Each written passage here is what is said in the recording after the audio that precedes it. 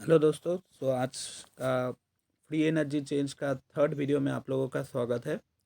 इस वीडियो में हम लोग बात करेंगे अबाउट द एनर्जी कपलिंग, जिसका मतलब है इस वीडियो में हम लोग सीखने वाले हैं कैसे एक स्पॉन्टेनियस रिएक्शन उसके साथ चलता हुआ एक नॉन स्पॉन्टेनियस रिएक्शन को ड्राइव कर सकता है। सो पर पहली बात, ये चीज़ क्यों हो रहा है? ये चीज़ हो रहा है because the free energy change in case of Kapil reaction मतलब कपिल मतलब दो। सो कपिल रिएक्शन में दो रिएक्शन एक साथ चलता है, जिसमें एक रिएक्शन एसेंशियली स्पॉन्टेनियस है, मतलब खुद ब खुद हो सकता है, एंड एक रिएक्शन एसेंशियली नॉन स्पॉन्टेनियस है। ओके। सो आप बोलोगे कि spontaneous reaction non spontaneous reaction को चला कैसे रहा है? ये इसलिए हो रहा है क्योंकि इस स्पॉन्टेनियस रिएक्शन का एक डेल जी का वैल्यू होगा एंड नॉन स्पॉन्टेनियस रिएक्शन का और एक डेल जी का वैल्यू होगा, and obviously this two will be different. Now बोला जाता है कि कपलिंग रिएक्शन में ये दोनों फ्री एनर्जी चेंज एडिटिव है। ओके, एडिटिव मतलब इन दोनों का प्लस हो सकता है, and the resultant del G will be considered as the overall free energy change. Okay, and अगर इस रिजल्टेंट डेल जी का वैल्यू नेगेटिव में हुआ then the reaction will be spontaneous, and ऐसे करके ही एक spontaneous reaction non spontaneous reaction को चलाता है। यहाँ पर टोटल दो केस बन सकते हैं। एक केस में हम लोग देखेंगे कि कैसे एक enzyme catalyse reaction is nothing but two coupled half reaction. इसके लिए हमने एकदम बेसिक सा एक रिएक्शन को पकड़ा है, that is the first reaction of glycolysis, conversion of glucose 6 phosphate from glucose. यहाँ पर दो हाफ रिएक्शन चलता है। One is the hydrolysis of ATP, another one is addition of phosphate in the glucose. मैं आपको बोलूँ कि addition of phosphate in the glucose it is not a favourable reaction, and del G zero का value देख के आप लोग को समझ सकते हैं, राइट?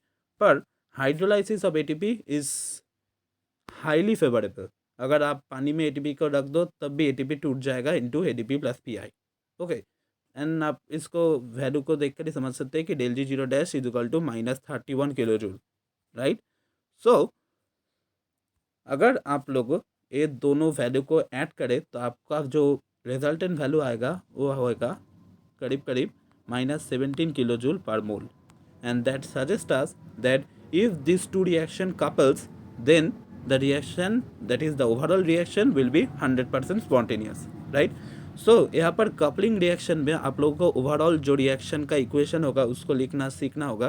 पी आई को हम लोग काट देंगे, एंड यहाँ पर वाटर वाटर आप वो चीज़ को ही कर सकते हैं जो दो अलग एरिया में हो, मतलब एक लेफ्ट साइड में हो एक राइट साइड में हो। ओके, जैसे आप देख पा रहे होंगे यहाँ पर एक फॉस्फेट यहाँ था, एक फॉस्फेट यहाँ था, मैंने काट दिया, एक वाटर यहाँ था, एक वाटर यहाँ था, मैंने काट दिया, एंड ओवरऑल जो हमारा रिएक्शन आया वो आया ATP plus glucose is equal to ADP plus glucose 6 phosphate, and as I have told you that is the free energy changes are additive, so the overall free energy will be -17 kilo joule per mole. Okay, ना यहाँ पर enzyme थोड़ी और मदद कर देगा। क्या करेगा? यहाँ पर जो एंजाइम काम आता है वो है हेक्सोकाइनेस। इसका जो स्पेशलिटी है दैट इज हेक्सोकाइनेस का जो एक्टिव साइट है वो बंद हो सकता है। ओके, आफ्टर आप टेकिंग द सबस्ट्रेट। ओके, क्या होगा कि ग्लूकोज जो है उसके साथ एटीपी हेक्सोकाइनेस के एक्टिव साइट पे जब जाएगा तब हेक्सोकाइनेस का जो एक्टिव साइट है वो बंद हो जाएगा। ओके, एंड ऐसे करके वो पानी को एटीपी के कांटेक्ट में नहीं आने देता, and that's how they prevent the hydrolytic reaction, that is ATP plus H2O ADP plus PI, and facilitates the addition of phosphate in glucose. Okay, यहाँ पर एंजाइम भी थोड़ी बहुत मदद कर देता है, पर overall the concept is the addition of free energy. Okay, that is the first type of thing जहाँ पर हमने देखा कि एंजाइम कैटालाइज रिएक्शन, कुछ कुछ enzyme catalyse reaction are nothing but two coupled half reaction. यहाँ पर दो अलग अलग रिएक्शन एक साथ भी चल सकता है, एंड यहाँ पर हम लोग देखेंगे कि कैसे एक रिएक्शन का प्रोडक्ट और एक रिएक्शन का सबस्ट्रेट की तरह काम करके दोनों ही रिएक्शन को फेवरेबल बना रहा है। पहले एक हाइपोथेटिकल सिचुएशन हमने लिया है जहाँ पर हमने लिखा है कि A plus A T P is equal to B plus A M P plus P P I, which is a non favourable reaction और non spontaneous reaction.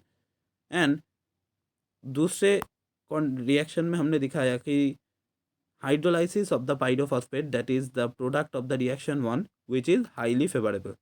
Okay, so पहली बात, ए रिएक्शन नॉन स्पॉन्टेनियस क्यों है? क्योंकि PPI and AMP जब पास पास होते हैं वो लोग बहुत जल्दी रिएक्शन को करके एटीपी में वापस आ सकते हैं, क्योंकि हमने पिछले वीडियो में एक कॉन्सेप्ट सीखा था कि ए एटीपी से यहाँ तक मतलब फॉरवर्ड जाने का जो रिएक्शन है वो तभी फेवरेबल होगा जब हमारा जो स्टैंडर्ड फ्री एनर्जी चेंज है उसका वैल्यू नेगेटिव हो।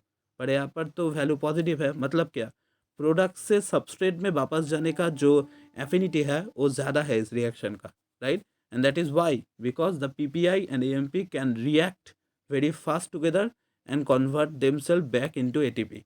ओके, पर इस चीज़ को रोका जा रहा है by immediate hydrolysis of pyrophosphate into 2pi। okay, and that is why इस दोनों को जब आप जोड़ोगे then the overall spontaneous reaction forms, right। so overall spontaneous reaction का जो इक्वेशन है उसको लिखना सीखना होगा। so ppi दो अलग दिशा में है, हम लोग काट सकते हैं और क्या काट सकते हैं और कुछ भी काट नहीं सकते। so हमारा जो रिएक्शन बनेगा a plus A T P plus H2O is equal to B plus A M P plus 2pi। Okay, so that is the thing.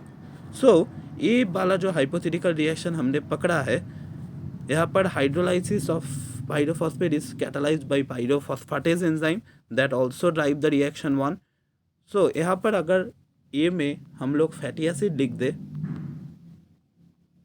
Okay, so B में क्या आएगा, बी में एएमपी के साथ जुड़ के एक नया कंपोनेंट आएगा जिसको हम बोलेंगे एसाइल एडिनाइलेट। ओके, हमने इस चीज़ को beta oxidation of fatty acid के केस में फैटी एसिड का जो एक्टिवेशन है वहाँ पर पड़ा था, राइट। नाउ एसाइल एडिनाइलेट के साथ फर्दर कोएंजाइम ए आके जुड़ के फैटी एसाइल को ए बना सकता है। सो that is the another example of couple reaction, right. क्योंकि अगर हाइड्रोलाइसिस ऑफ पाइरोफॉस्फेट इसके साथ कपल नहीं होता देन एंजाइम वन कभी भी खुद ब खुद नहीं हो सकता था, राइट। क्योंकि एएमपी एंड पीपीआई जो बना है वो फिर से सबस्ट्रेट में बैक कर जाता, right. So that is the thing, fatty acid A के जगह हमने फैटी एसिड को रिप्लेस कर दिया एंड उसके साथ एटीपी आया and acyl adenylate plus AMP बना।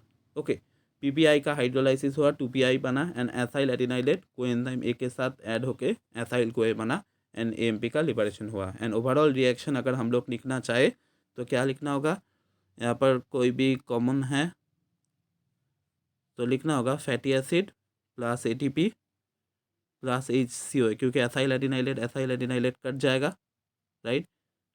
एएमपी नहीं कटेगा एंड 2pI रह जाएगा, right. So that is the overall reaction. So that is the thing of couple reaction. Couple reaction में क्या हो रहा है, जो स्पॉन्टेनियस रिएक्शन है उसका जो फ्री एनर्जी चेंज का वैल्यू है वो इतना नेगेटिव है कि ये चीज़ और एक नॉन स्पॉन्टेनियस रिएक्शन का जो डेल जी जीरो का वैल्यू है उसका पॉजिटिव वैल्यू को मेकअप कर जा रहा है and that is why it can drive the non spontaneous reaction together. Okay, so that is the idea of energy coupling or coupled reaction in case of biochemistry. So I hope this video will be helpful for you. Thank you.